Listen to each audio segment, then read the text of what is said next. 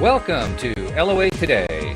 Walt Thiessen and Dark Dry Drew here on this Thursday, November the 8th, 2018. It is 4 p.m. New York time. That's 1 p.m. Los Angeles time, 9 p.m. London time. And Drew's here with Mimi, the Wonder Psychic Dog, who's going to be sharing all kinds of cool stuff today.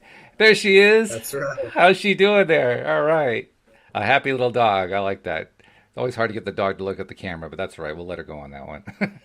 Yeah. So, Oh, I opened the window, so she's fixated on what's outside. yeah.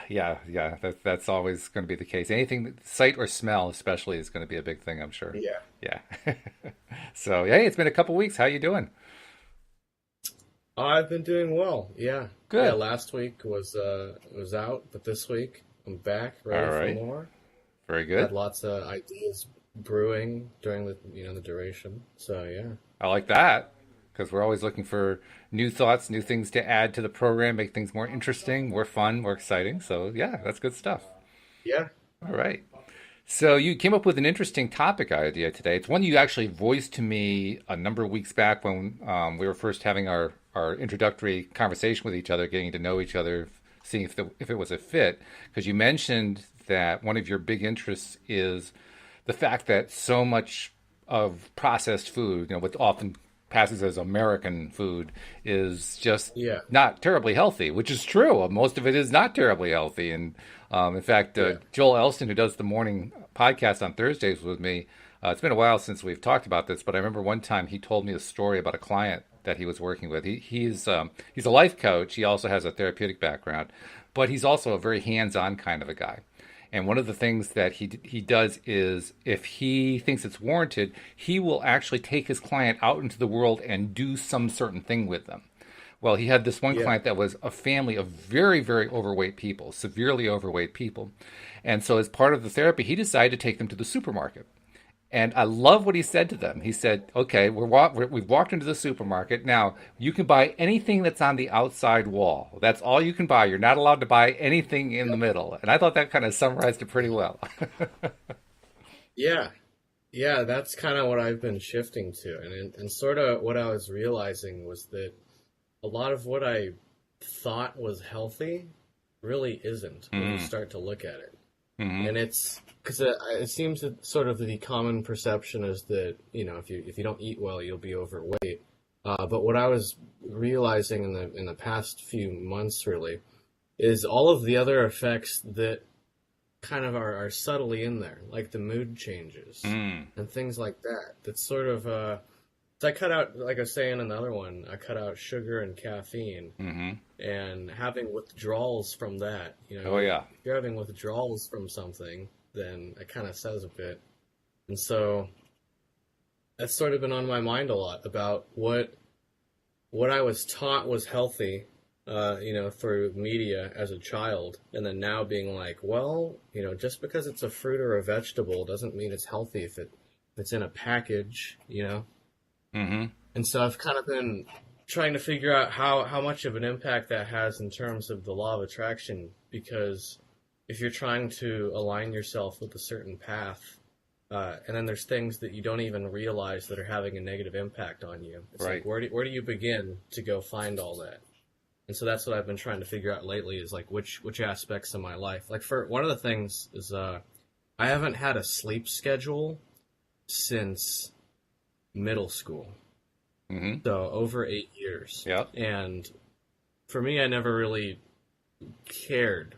It was just not something that happened. But when we went on a trip to Europe, my family, and when we got back, everyone was horribly jet lagged, except for me. And that's when I realized that my entire life has been jet lag, since I don't have a sleep schedule. Hmm. So now I'm like, okay, I need to start getting a sleep schedule, start eating healthier, stuff like that. It's sort of been creeping up on me. But like trying to align all of that with, the vision I have for where I want to go. Makes sense. Well, you asked if there's a law of attraction component, and the quick answer is I don't care what you're talking about in life. There's a law of attraction component. It ties in with everything, because literally we attract everything into our lives. So I mean, as I look around your room, everything that I see in your room and everything that you see in my room here, Yeah. we attracted it. I mean, we can talk about how we went out and bought it or somebody gave it to us. We attracted it. We attracted all of it. And that's just the things in the room. So literally anything that's in our Yeah. lives we attract. And we know also the basics of how the law of attraction works, what we focus on, what we think about, what we develop big feelings about, and so forth. That tends to be what we attract, particularly taking into account whether we're focusing on the thing itself or the lack of the thing. That's a big factor that's involved. But, overall, it's our Yeah. focus that's making the difference. And so, yeah, I mean, you mentioned television commercials. If you're focusing on television commercials and you're focusing on them a lot, guess what? You're going to attract stuff that's related to those television commercials. It may not be that particular product, but you're going to attract stuff that's of the same vibration, as they say, right? The same kind of Yeah. stuff. Yeah. So that's the quick Yeah. answer, and that isn't even all that quick. Yeah, yeah, well, yeah. I mean, there's so much to it, and I think that especially because a lot of those ideas are kind of implanted when people are young. I think that's when a lot of my perception of like, because I never had a nutrition or health class, Mm. which I realized probably would have helped a lot a Hmm. long time ago. Well, maybe, So maybe trying to not. learn, But when I was in school, they had yeah, what they called health class, and let me tell you, it was useless. It was absolutely useless. that's true. They do seem to keep contradicting past studies over and over again. Yes. Something's good, something's bad. And that's where I finally, because I used to be like totally science based and just like, well, what do the studies say? But now I'm realizing that the best study is to just do it yourself and see what feels best. That's a You really know. good approach. Yeah, yeah. So I'd taken it all into my own hands and like cataloging everything and seeing. So on the mirror exercises, I'm trying to be more consistent, but I have done it a bit. Well, good for So there's you. the things like that. Yeah. Just trying to, yeah, all the small steps are what really seem to be important in the long run. They are. The everyday little Yes. things. In fact, again, talking with Joel this morning, one of the things that Joel and I were kind of harping on is not only having the small step exercises, but doing them frequently, because the frequency Yeah. really makes a difference. I mean, there was a time, when I first started with Law of Attraction back in 2007. At that point, if I could do one process for 1 minute, that was a victory, because that's how far I had to go, how much work I had to do. Yeah. Today, I'm doing daily processes, but I'm realizing that there are some of them I need to be doing throughout the day. It isn't enough. You mentioned mirror Yeah. exercises. I'm doing mirror and the other equivalents of it, and I'm trying to do them regularly throughout the day. I mean, today I had to go out.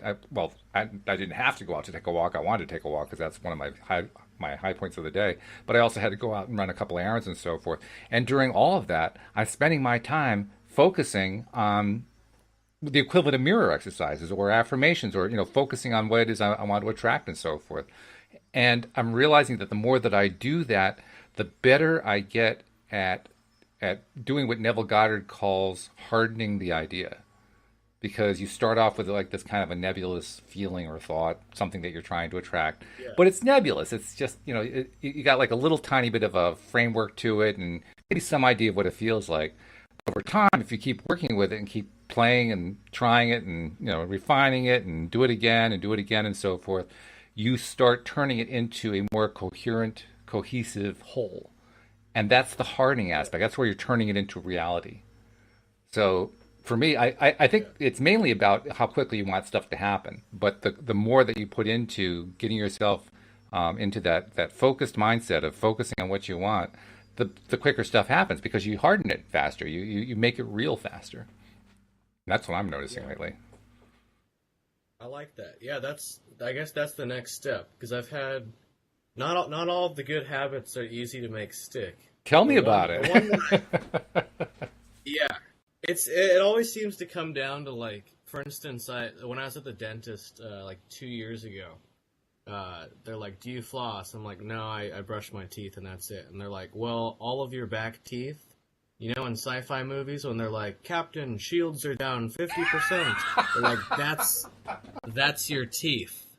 And I'm like, "What do you mean?" And they're like, "If you don't floss, all of your back teeth are gonna have cavities." And that was the motivator. That I don't want to lose all my teeth, so I've flossed every single day since then. But then it's eventually the positive benefits outside of not losing my teeth have begun to show up, where my gums look nice and teeth look nice. That took a while to get there. So Well, good for you. yeah, so trying to get that motivation to some of these other things. Meditating also, I've had trouble doing consistently, but I always feel better when I do it. Well, that's Honestly. good. That's good. I actively don't do traditional meditation. I was talking about that Yeah. both with Joel and with Cindy yesterday.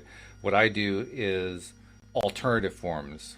I do what they call a walking meditation, and I do what I call meditation, but it's more like going to sleep in the middle of the night when you woke up.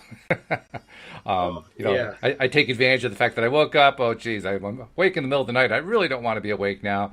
Well, this is a good time because my mind is very susceptible. It's very open. So I'm just going to just do some visualizing and imagining and so forth, and do that for about 5 minutes, and all of a sudden I'm asleep. So it's a good way to go back to sleep. That and the walking meditation is where, especially if I've got something going on that I don't like and I need to just kind of shake it off. I've done this for Yeah. years, but I didn't realize it was meditation. I would get up and I would pace and pace the house. And as I'm pacing, I'm shaking my arms and shaking my hands like, come on, shake it off, shake it off. Kind of like a dog shaking, when they got water on them or something Yeah. like that. The same kind of thing. And somebody said to me, well, that's a walking meditation. I said, really? Cool. You mean I've been meditating all these years and I didn't know it? Oh, yeah, that's awesome. Yeah, but I can't just sit down in a chair and just meditate and focus on my breath. I mean, I lose interest in that so quickly. But the alternatives I can do. I'll have to try that. That's 'cause the one I've been doing is a body scan, and I have an app on the phone, and it's just it's guided. So That's good, focusing on your from top of the head and then moving down slowly and just breathing out all the tension. right? But yeah, that seems to be if I can focus, because there are times where my mind's just too. Because I've always had like a really hyperactive mind, like not quite ADHD, but enough that I get sidetracked pretty easily. I know what that's like. And yeah, so trying to meditate, because my mom took me when I was like 14 or so. There's the Buddhist center nearby, and we went there, and I enjoyed it, but it was like 40 minutes, and that was a pretty heavy intro. Yep. So I wasn't like scared off, but I just wasn't, I wasn't like super keen on it. Right. So the starting was 7 minutes, and then now I'm at 14 minutes, and that's like a little bit more of a struggle because the pacing's a bit different. But yeah, By the way, you made me think, and I want to mention this to our listeners as well. About a week ago, Cindy Chavez led us in a guided meditation that you can pick up on the podcast. Just go look back about 11, 12 shows back, 13 shows back, and you'll find the guided meditation that she had us do. It was about a 20-minute meditation. And it was so effective that my wife was listening to it while she was doing something else. I don't remember what she was doing. And she got about 10 minutes into it and found herself falling asleep, and she couldn't do that because she had to go do something, so she had to shake herself out of it and go. Meanwhile, Yeah. I'm sitting here, I'm running my board here, right? Because I got all these things that I'm trying to run in order to do, the live stream to the Law of Attraction group and the podcast recording, and you and I doing our exchange and so forth, the volumes. And about 8 to 10 minutes into it, I found myself going, and no, I got to do the board. So it was very effective. That is the one thing where I have just about fallen asleep a few occasions, and so getting that balance right between relaxation and sleep, yeah, definitely. From what I've heard, it's actually not a bad thing to fall asleep. And obviously, you do want to be able to maintain your alertness and so forth, so that you can, go on with your day instead of falling into a nap state. But it's just not a bad thing. It's just not desirable. Often we want to get on with our next task for the day after we're done with the meditating. But like you said, that's a balance that just comes with practice. Yeah, and that's what I'm kind of realizing is that most things in life that are important are kind of a slow burn, and that it's just the persistence. Yeah. So coming That's to true. terms with that. So let's go back to food for a minute, because I thought you brought up a good topic. I'm curious to know were there particular aspects of what's in food, what's in processed food that through your experience you found, well, I've got to stay away from this stuff, or was it just that you were doing reading or you'd watched a movie, or what's been your motivator where all that's concerned? Well, so I've been trying different diets for the IBS symptoms, Mm-hmm. and none of them worked until the low FODMAP one is like the best thing I've found, and even that isn't like it's better than everything else, but still not like a good baseline for where I'd want to be. So starting with that, cutting out sugar, caffeine is possible irritant. And so the list is like a good place to start. And then from there, I've been trying new things. And then, like I had a beer and I was sick for like 3 days. Mm-hmm. I was like, okay, I know I can't have beer. So no more beer, even though I loved all the Belgian and German imports. So had to cut it out. And then caffeine and all that. And then also the fact that, when I cut out all that and did the bone broth diet for 2 weeks, I lost 20 pounds and looked human again. Mm. And it wasn't all necessarily like just because I wasn't like super overweight, but I looked inflamed. And one of the things I noticed, and I guess it sounds kind of odd, but my belly button used to be sensitive to the touch. Which when I had a girlfriend, she poked me, and I'm like, "Ow!" Like that doesn't feel right. And I never really questioned why. I was just like, "Oh, that's it." But after having cut out all this, there's no sensitivity there, which to me says, intestinal inflammation or whatever else, gut, inflamed from all the crap food essentially. Right. So that was like one of the first things that really resonated, where I'm like, okay, even though this diet is kind of a hellish nightmare in the beginning with the withdrawals and like I can't really eat out at most restaurants because I can't do garlic and onion, which seems to literally be in like all of the meat. Because even if you eat out nowadays, a lot of the meat and stuff's prepackaged. Because I went to Chili's. Right. And I was like, oh, can I just get like the plain chicken? And they're all, oh, it comes pre-packaged, pre-marinated. Mm. Even eating out, where I would think like at a semi-decent restaurant that fine quality ingredients, even there it's like it's still processed food. Mm-hmm. And so I'm like, all right, I that's why now I've been doing pancakes almost every day. Which when I was a kid I used to eat like the kind of unhealthy ones, but now it's 2 bananas, 2 eggs. 4th cup of gluten-free flour. It's the only thing different from a smoothie is the fact that, it's a breaded item. So I do right. that in smoothies, and I'm eating, getting some fruits, and then cataloging everything. That would be like my number one learning lesson, is to just catalog everything, because it seems like you can remember.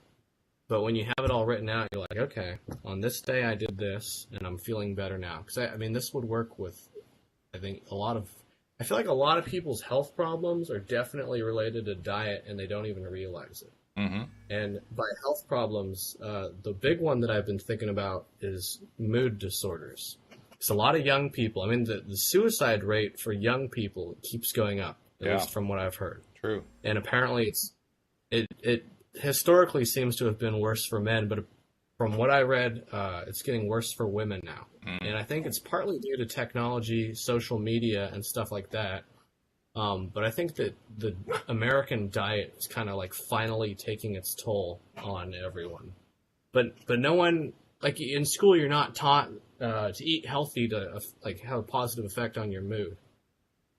Instead, it's just like, oh, you want to look good. You want to look like all the models and the celebrities and Really? Oh my goodness! Wow. So yeah, So I've trying to figure out like how to get that knowledge to young folks, because for me it's like, well, if I had known that, then how to suppress the mood disorder stuff, the depression kind of symptoms. So all of that's been a lot better lately, which it was a problem for years. So yeah, if I you're having suspect it. withdrawals, Oh no, go ahead. Go ahead. I was gonna say I think that the thing that got me was like if I'm having withdrawals from food, like who has withdrawals? Drug addicts have withdrawals. American food is basically drugs at that point if you're addicted to it, you know? Mm. And I was. So cutting all that out, I'm like, okay, this is poison. This is gonna kill me if I don't cut it out. That's kind of how, yeah. I guess that's a bit of a ramble, but No, that's it's all all the right. kind of stuff that's, yeah. I think there's a lot I of mean, truth to what do you that. think? No, I think there's a lot of truth to that. I do think that because we live in a deliberate creator or even non-deliberate creator universe, like a creator universe where we're always creating everything that comes into our lives. Yeah. Because of that, there's also the thought process that's important because it all begins with a thought process. And certainly being aware of what you eat plays a direct role in your thought process because you think about it, right? You think about the foods, you think about how Yeah. they're affecting you. You know, do you like the flavor? Do you like how you feel after you eat them? Are you associating with this, that, or the other condition? I mean, it's all part of the thought process. So it's actually pretty vital information to know. Yeah, you can do something by looking at the way your diet is and restructuring it and deciding that you're going to change it.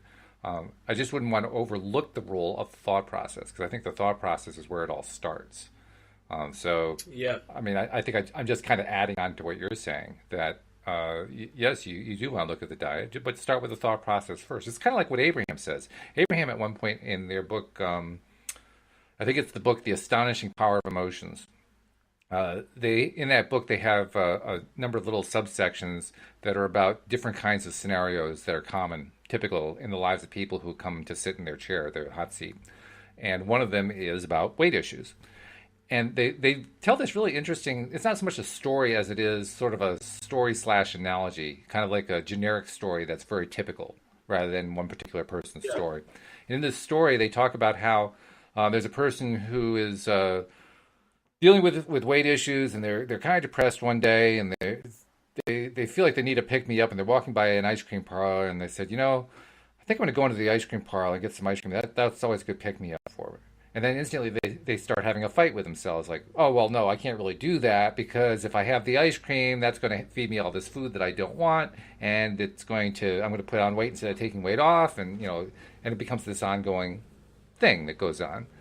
Abraham's response was, actually, you're kind of doing the whole thing backward. What you got to realize is that it all comes down to what you're thinking about and how you're thinking about it.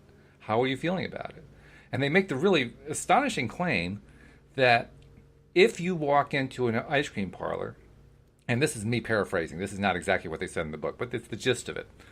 If you walk into an ice cream parlor and you, on some level, are resonating with the idea that if you have ice cream that day, it's going to add to your weight problem, you can take it to the bank, it will add to your weight problem.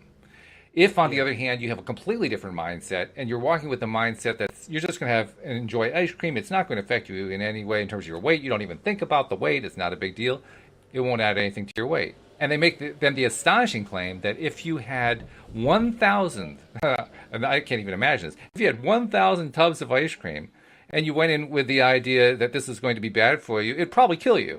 You'd put on Yeah. 5,000 pounds. But if you went in and you had 1,000 tubs of ice cream and you had 1,000 tubs of ice cream, presuming you could actually eat all that and that without getting sick, if you could do that with the mindset that it was all going to be fine, you wouldn't put any weight on because it's all the mindset. The mindset, they say, is what's making the difference. And it's a pretty outrageous claim when you think about it.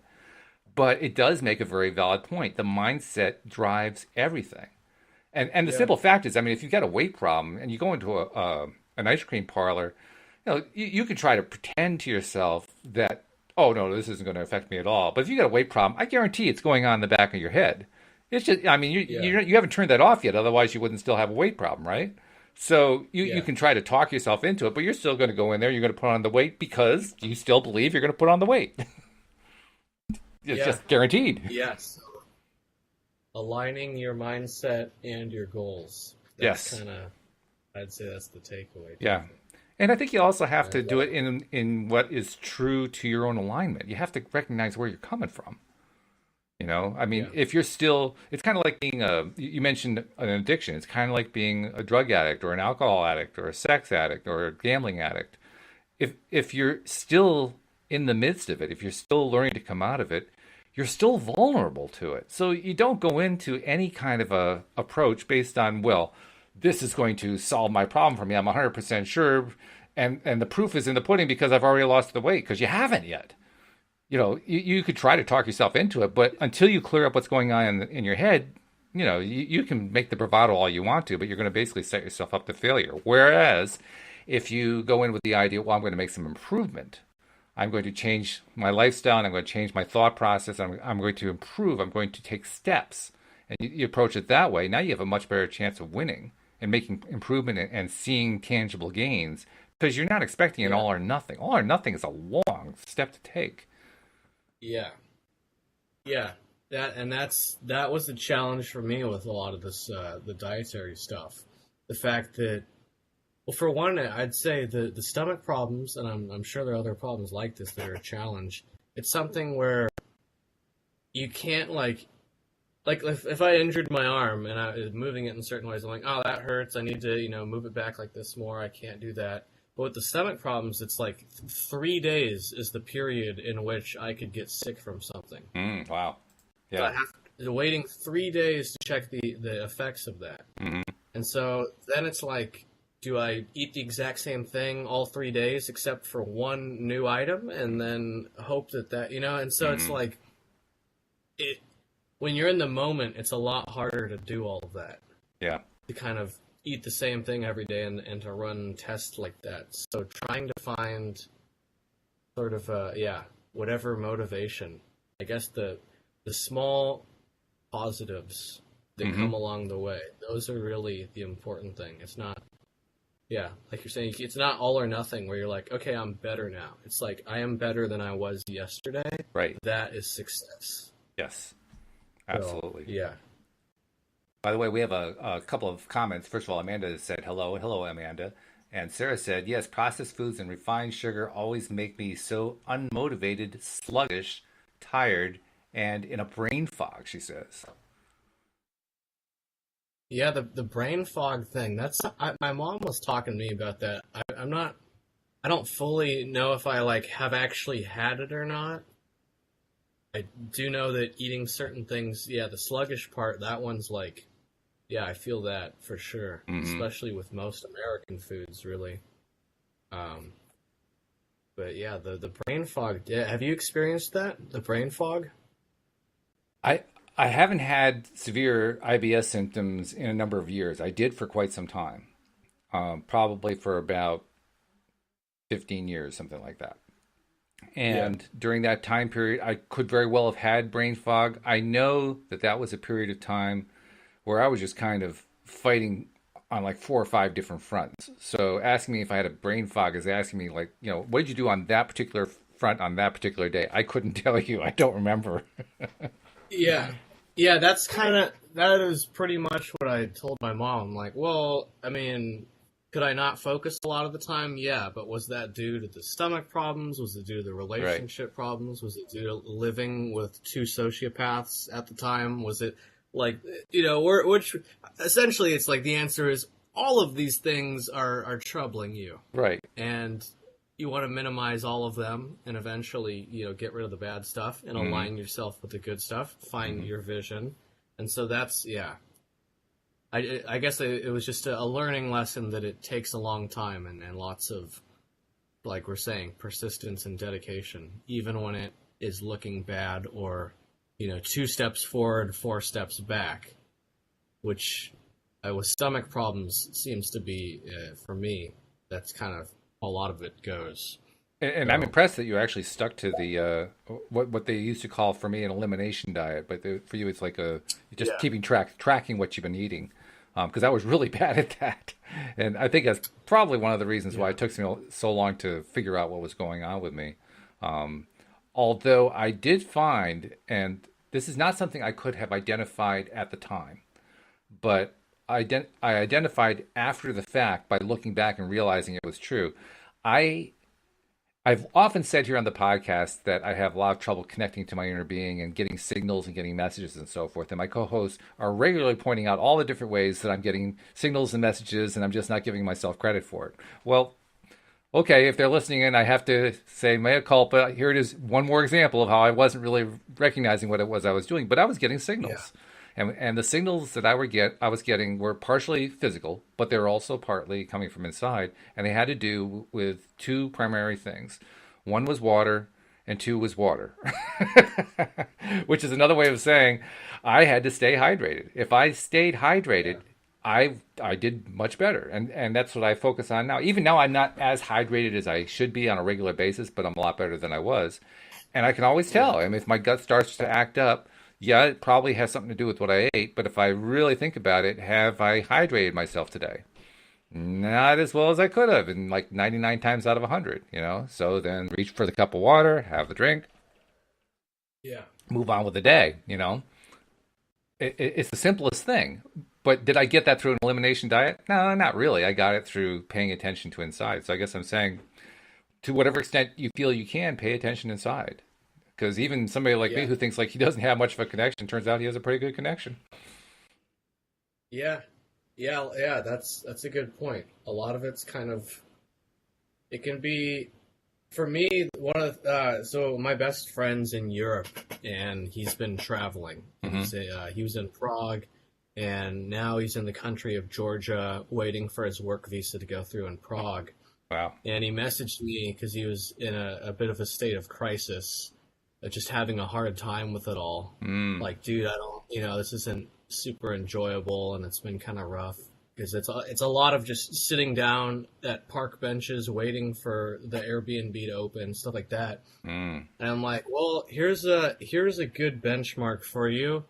Back home, for instance, one of our friends is just sitting around doing nothing, not working, just living off an inheritance for years. Mm. And would you rather be doing that? And he's like, no, what I'm doing is much better than that. I'm like, well, there you go. So start looking at the positives. There you go. 'Cause it's all just there. If you look at it in a negative mindset, it's going to be negative. And so he's like, all right, and it helped him. But it's one of those things where you can't just do it once. You got to keep, looking back. Yeah. So, There's an old cliche about that. I used to be upset about the fact that I had no shoes until I met a man who had no feet. yep. Yeah, that pretty much sums it up. Yep. Yeah. So, and that's kind of, yeah, that's where I've been sort of trying to continue looking inward lately in every capacity, just to kind of, and then also it's like you never really can compare your life to anyone else in like any meaningful capacity, because when you start to look at it, it's like, well, where did they grow up? What was their childhood, their background, all of that? Yep. What about, because if we're talking years and years of someone's life, everything makes tomorrow. Hmm. So I guess I've been kind of trying to figure that out about how to like take those small steps in my life, and then also to have empathy for others when looking at them and being like, okay, all of the actions they've taken have gotten them to where they are today, Hmm. whether that's a good or bad place. But just to take them as they are and to not try and to put judgment, sort of. If that makes sense. I think so. So I think so. There are also lots of indicators. I mean, I talked about the connection to inner being, but there are also just plain physical indicators about, giving you clues about what to do or what to look at, or, where to consider making changes, that sort of thing. Again, this came from the conversation that I had with Joel during this morning's podcast. He pointed out that there are a number of different figures given as to how many thoughts the average human has in a day. Some say, yeah, 60,000, 90,000, 150,000. It varies depending on which authority you're listening to. But whatever the number is, it's a lot. We'll stipulate that it's a lot of thoughts. And yet, yeah, if you were able to take inventory of those thoughts every day, the amazing thing is that you find that about 90% of them are the same thoughts you had yesterday. And they're also the same thoughts you had the day before, and the same thoughts that you had the day before that. And if you can become cognizant of that, you become aware pretty quickly of what your thought pattern is. Just because you can count that's on the fact, and a lot of it is because of the way our days go. You wake up in the morning. What do? You get out of bed. You go to the bathroom. Maybe you shave. Maybe you take a shower. And what do you do the next day? You get out of bed, you go to the bathroom, you take shave, take a shower. I mean, you're doing the same kinds of behaviors every day, and thoughts are involved in each one of those behaviors. So, of course, a lot of the patterns are going to be the same from day to day to day. But it does mean that you can kind of look at what's your pattern every day. Where do you spend your attention? Where do you focus most of your time most of the day? And you can actually identify by doing that, how are you focusing your thoughts? After a while, you become pretty aware that, wow, I focus my thoughts pretty consistently around direction X. And it turns out that direction X is not where I wanted to go. I wanted to go in direction Y. Well, okay, now I see the pattern. Now I can do something about it because I know what the pattern is. Now, of course, it means I have to start. I have to start rewriting my mind a little bit. I have to start rewriting my, changing my behavior. But nevertheless, I know where to go. I'll try and start cataloging my thoughts a bit more. Mm-hmm. That's an interesting idea. I like that. Yeah, I think it's more about awareness, mindfulness as they call it, right? Yeah. Just being aware of what you're focusing on. How do you spend your day? A good way to do that, this is something Louise and I like to do. At night before we go to sleep, we'll often ask each other, so name 3 good things that happened today. Which, of course, is a good way to reproduce positive experiences and play those in your mind and get that kind of programmed in. But it also forces you to go back and replay portions of your day. And what often happens is, especially if there were things that did not go well that day, our tendency at the end of the day is to say we had a bad day because X happened, forgetting that A, B, and C also happened and they were good. Yeah. But when you play the 3 good things game, you have to go back and remember what they were. And if you play the game well, what you do is not just remember them, but you kind of play them through in your head again. How did it go? How did A go? The A worked out really nice. It was a nice event. It was a nice little piece of the day. How did that play out? And then play out B, and then play out C. And if you take the time to do that, not only are you reinforcing good stuff in your head, but you're also reminding yourself about things that happened that you forgot about.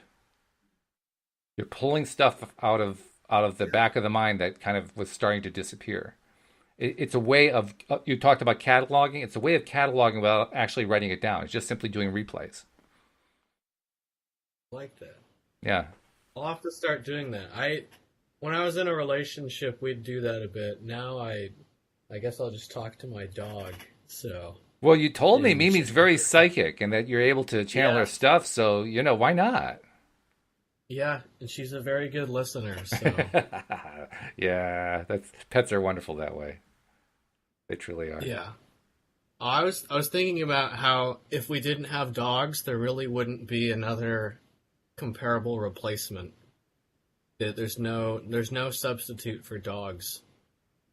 The way that they are emotionally. Because cats are cool, but they're a lot different emotionally from dogs. Well, you're talking to a cat person. You realize that? That's I think you'd mentioned. That's why I was thinking about it, because you have cat people and dog people, and it's kind of a different. It's like my best friend's a cat person. I'm like, what do you mean? He's like, I don't like dogs. They're too touchy and excited and stuff. And for me, it's like, well, that's what I need to balance out the depression and all of that, So. Well, I like dogs. I just don't want to walk dogs. That's my only thing. I don't have to walk cats. They go take care of themselves. But except for that, I like dogs. I think dogs are great. And the one thing about all pets is that they are so good at giving unconditional love under any circumstance. Yeah. And like you say, there can be times where you really need to have that attachment. You need to have that connection. And to know that you can always count on your pet to give you that unconditional love, that unconditional response. It's not, it's not like I'm going to hold you hostage for it. I will give you the licks if you'll give me some food. No, it's just unconditional. Jump up. Hey, I can hardly wait to see you again. Yeah. Right? Yeah, exactly. And that's very valuable. Yes. So I've been appreciating the value of that. Yeah. I mean, I actually have a cat. We have 2 cats, but one of them is named Joy, and he's a he. And Joy has an amazing, I guess it's a talent. It's a characteristic, I guess. He, first of all, is the only male cat I've ever seen that grooms a female cat. I've seen female cats, usually mothers, grooming, their babies or their grown-up babies. But this is the first male cat I've ever seen that grooms The cat, which we don't really know what the relationship is, she's either his sister or his mother, one or the other. And she insists on it at times. But he grooms her. And the other thing is, he is an appreciative cat. He's appreciative because you know how cats love to be petted and stroked and so forth. Well, after I've been stroking him for a while, and Louise experiences this with him too, he'll start licking me to say thank you. Yeah, Mimi does that. That's really dogs and cats are interesting in that way, aren't they? Yeah, yeah. I mean, It is. expressing appreciation for being petted. How about that? Yeah, yeah, and because she used to be a lot more high energy and rambunctious when she was younger, and now Hmm. she's kind of like the chill, relaxed elder. Right. So when I feed her or let her in, she'll walk in, lick my foot as a thank you, and then move on. So yeah, Which, by the way, yeah, getting back to food, that's a great way. It's a great antidote for food withdrawal. Have you noticed that? yes, eating dogs and cats. No, no, no, no, no. Not eating them. No, I mean the attention that they give No, you. I'm kidding. Yeah, Because yeah, if you're going through some kind of a food withdrawal or any kind of withdrawal, you need to divert your attention. Cats and dogs are wonderful for that. I mean, you can literally definitely. divert your attention so much you've forgotten that you were hungry or that you were feeling sick because of the sugar withdrawal or whatever it is. You can just literally forget about it because you're giving all your attention and your love to the dog or the cat. Yeah, yeah, definitely. And then you can feel their energy radiating outward too, Oh yeah, which I like a lot. So, yeah. and then That's because that's interesting that what you're saying about your cat, because I think a lot of animals learn from other animals. Because for hmm Mimi, our first dog was a lab, and so she grew up with the lab kind of as a role model. So in a lot of ways, she acts like a lab, oh really but she's this big, right. So it's that the development and the same full circle going back to the food and stuff. It's just the same where it's like all of the things that the adults do when you're a kid, you don't really realize. You just take it as it is, but then that turns into essentially. I think the only reason that adults exist is because of adults. Like kids are sort of this like a blank canvas, and then the only reason they grow up is because all these adults like throw paint onto this canvas, and then whatever sticks is the adult eventually. So Okay. we get rid of all the adults, they'll never, it'll just be kids forever.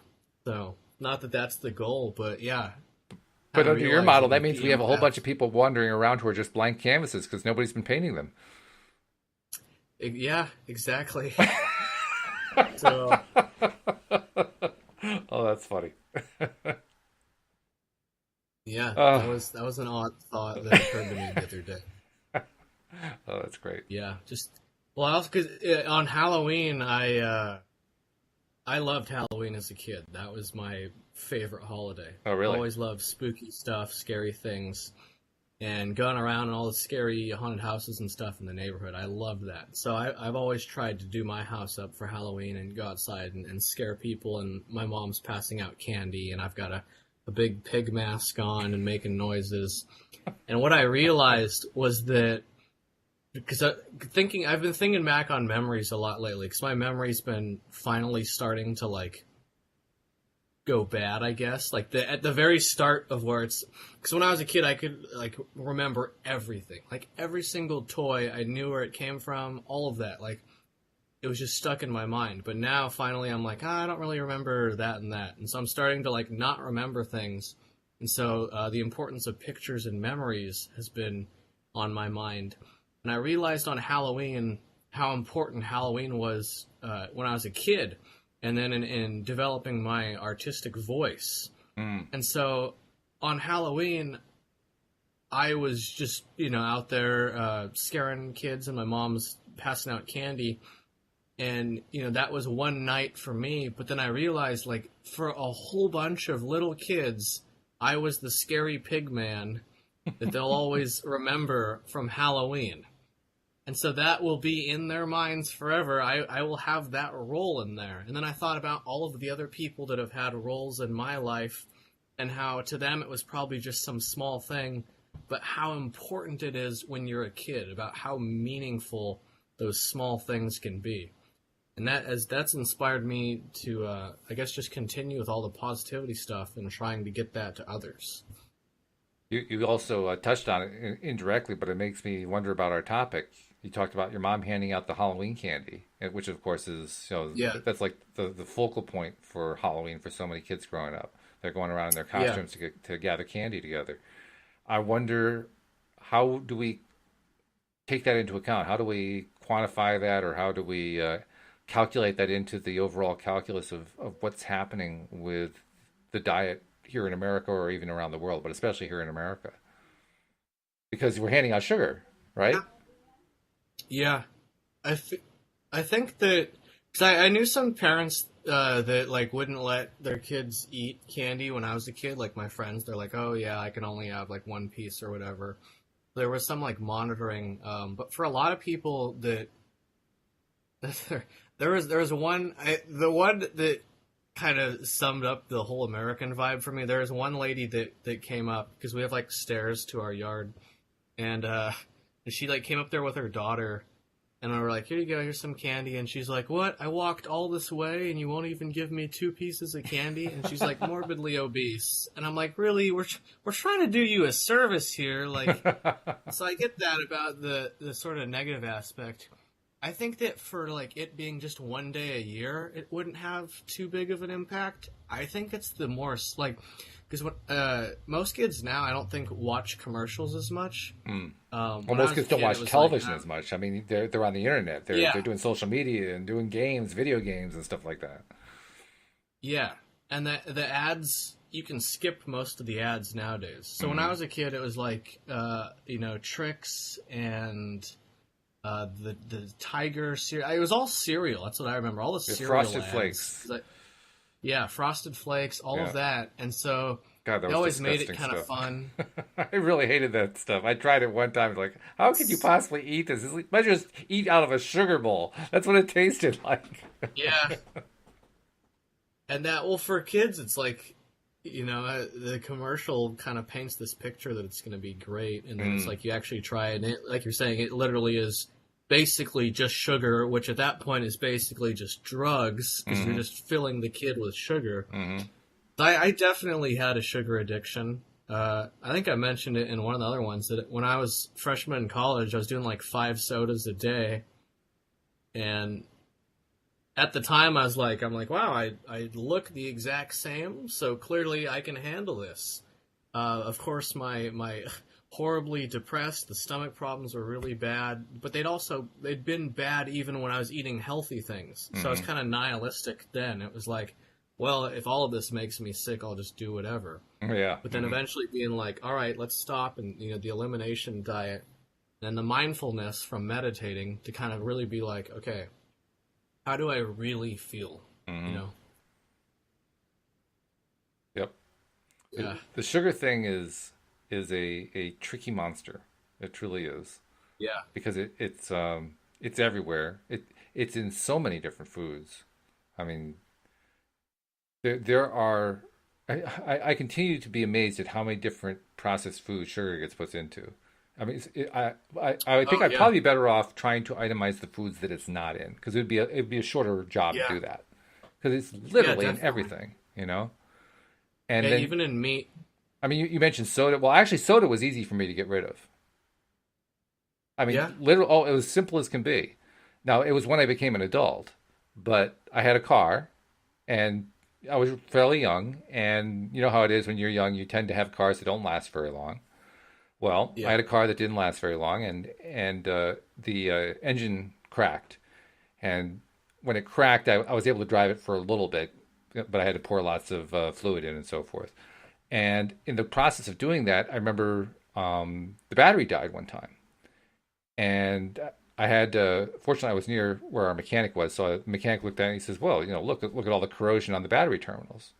I said, "Oh yeah, is there anything you can do to get rid of that?" He says, "Oh yeah, sure." I went over to the Coke machine, pulled out a Coke, opened it up, poured it on the battery terminals, and all the corrosion went away. And I said, Yeah. "What?" He says, "Oh yeah." And he described how it has, I forget what the acid is. There's an acid in Coke that wipes it all away. He says, "Can you imagine you're putting that into your stomach?" I haven't had a Coke since then. That was enough for me. Yeah. That's That's yeah. I have not had. I That's a don't ever solid. drink soda, ever, ever, ever, because of that one I experience. tried it. Yeah, it's. I mean, it is. The other day, I had it for the first time in 6 weeks. We were at a restaurant with some of my mom's friends, and I'm like, we had been wine tasting, and I'd never done that before. And I'm like much lighter now than I was a few months ago, Hmm. and also having not really much experience with wine, all of that adding up, I was just like, I was very messed up. Did not anticipate that. So we get to the restaurant, and I'm like, I feel dead. Can I just get some caffeine? And I had 2 Cokes in like 3 hours or whatever. I'm like, all right, I feel fine. And then the next 3 days, I was sick for three I days, believe it. just feeling awful. And it like turns to sludge. It does not come out well. So I'm like, Hmm. yeah, no soda ever again. Nothing like that. Just I haven't even wanted it though after because I've been doing the Candida cleanse, which is suppressing Candida in the stomach. Hmm. That's supposed to cause sugar cravings and I hardly even want sugar now. I use pure maple syrup on the pancakes and dark chocolate chips because those are low FODMAP. Hmm. But otherwise, like, yeah, I drink water and then maybe a little bit of lactose-free milk. It has But been a little bit of a challenge for me because my wife is still addicted to sugar, and not just addicted to it, but likes it. So, when you're married to yeah, somebody, you can either just ignore them entirely whenever they're having sugar, especially if that's a lot, and that means you're ignoring them most of the time. Not terribly good for the relationship, or you can actually indulge a little bit. So we went through quite a yeah, period of time where I was doing a lot of indulging, and it got to the point where it was affecting me physically, and I just couldn't handle yeah, it anymore. And so I was begging her, please, we got to cut down on the sugar. And I've been begging her fairly frequently for a few years now, and she actually has cut down quite a bit. I mean, it used to be a dessert after every meal. Now it's like she'll take one little square out of a Cadbury chocolate bar. That's her dessert. So it's definitely shrunk down a lot. But it yeah, can be a challenge if you're with somebody who's got the sugar addiction because you still want to be involved with them, but you have to deal with the fact that they've got this thing going on that can affect you. yeah, yeah. I haven't had to deal with that exact experience, but I'm sure down the line. And I mean, does it have a negative impact on her though? Oh yeah, absolutely. Yeah. My wife, when So when before we met, my wife was bulimic. She had an eating disorder. Today, she's overweight. I mean, she's like the other way, the other side of the spectrum. I mean, she's not grossly overweight, but for the first time in her life, she's got more body mass than she should have. It used to be she was as thin as a rail, and yeah, not eating healthily that way. Well, that problem she was resolved, but now it's gone the other direction.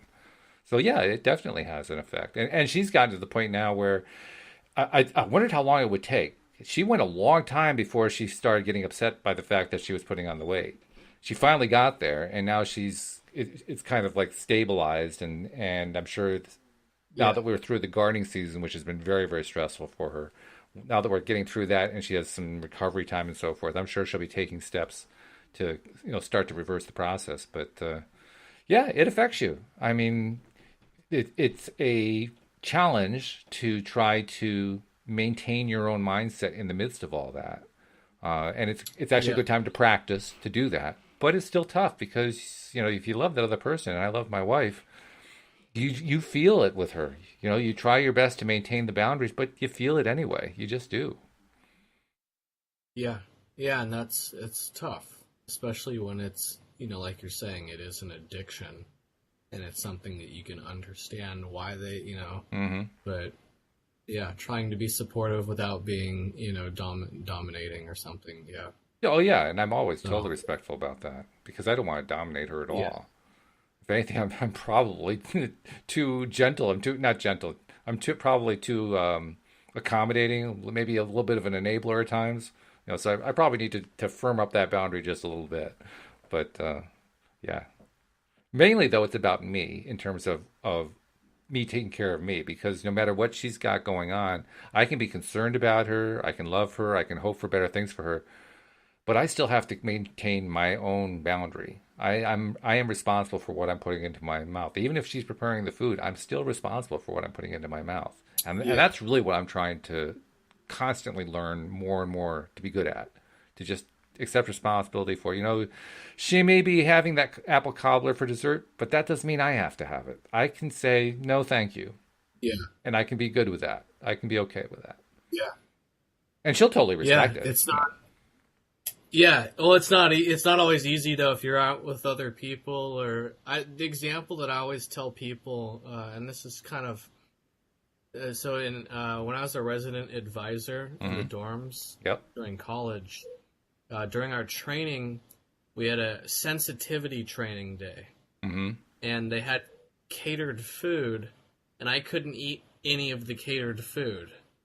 So here we were at a sensitivity training where they had no sensitivity to the problems I'm going through. And I'm like, I really don't respect any of you after this. This is just a bunch of pretentious crap. Like, you don't actually care about everyone. It's just certain groups. Yeah, so that was kind of the benchmark for me of like, all right.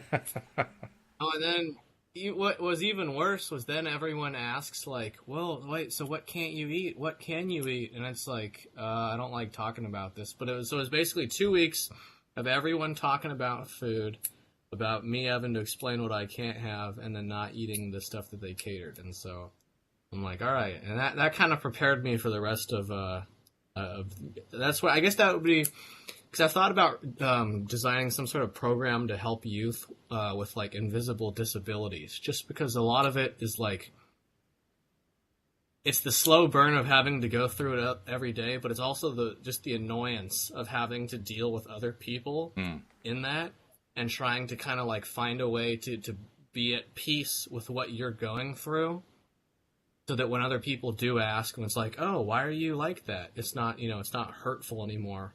You can then approach it from an educational side where you're like, this is what I'm going through. Sometimes you don't notice when people have it. Some people it's obvious. That guy's missing his leg. But for them, it's like they've got something going on inside of them that you can't see. So the fact that a whole team of professional coordinators at UC Davis didn't, they couldn't think about that one. I'm like, all right, the world still needs lots of help. So I'll stick around just to help out at the very least. Well, good for you. I'm glad that you stuck around and decided to hang out. That's a good thing. We're appreciative that you're with us. That makes me happy.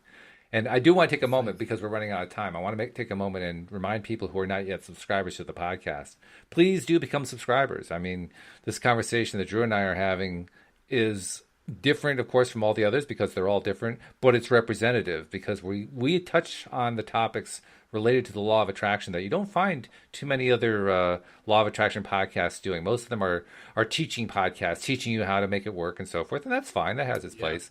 But we go in a different direction. We go into life, and you don't want to miss any of the life episodes that we're doing. So become a subscriber. Most people know how to do it, but if you don't know how, we've got links in the descriptions, most of the places where this will show up.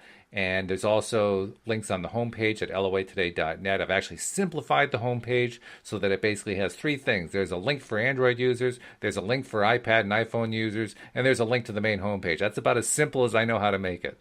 You click the right link for your device, and you're subscribed. And then for all of our subscribers, new and existing long-term subscribers, please keep posting out on social media that you're listening to loatoday.net. It is making a difference, and through the laws of social media and the law of attraction, more and more people find out how to get their daily dose of happy. And those are our two promos for the day. So this has been good. Hey, you want to tell us anything? Are you doing anything professionally, or is that kind of on hiatus right now? I mean, I want to give you a chance to do a little self-promo.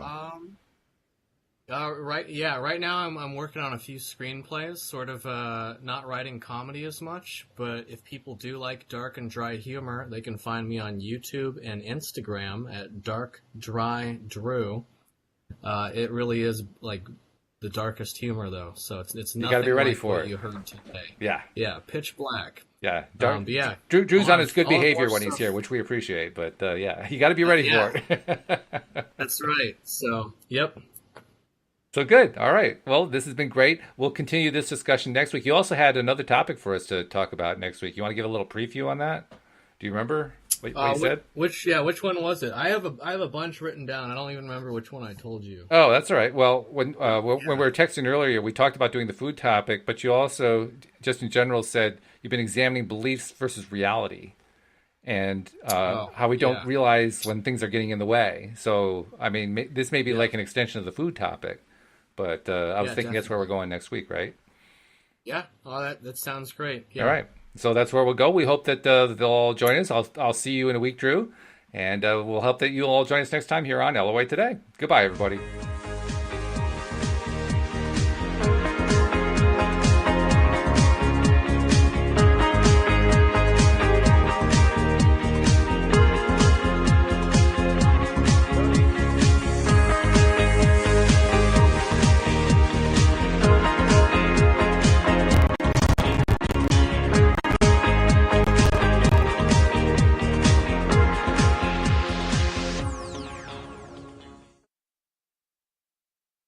The broadcast of Facebook Live has stopped. Recording has stopped.